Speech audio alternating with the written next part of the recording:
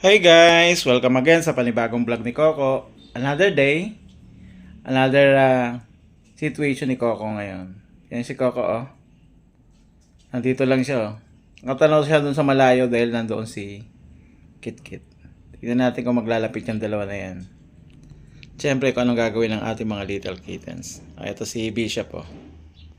Tumatabi sa kanyang daddy Coco.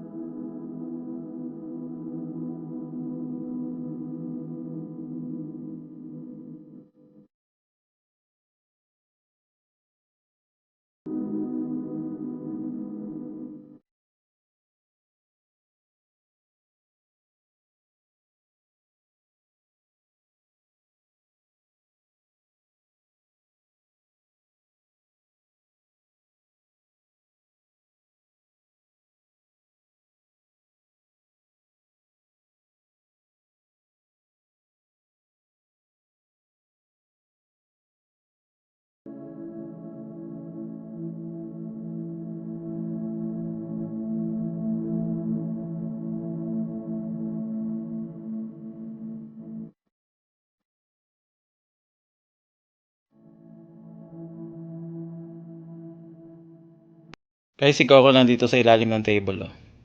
Nakatingin siya kay Kit Kit. Very close silang dalawa ngayon oh. Magkalapit lang sila. Kaya pag susugod si Coco, ayan, madali lang sila makakapag-halap na dalawa. Pero si Kit Kit, no, ready siya. Ayaw na rin makipag-away ni Kit Kit eh. Ito lang si Coco talaga eh.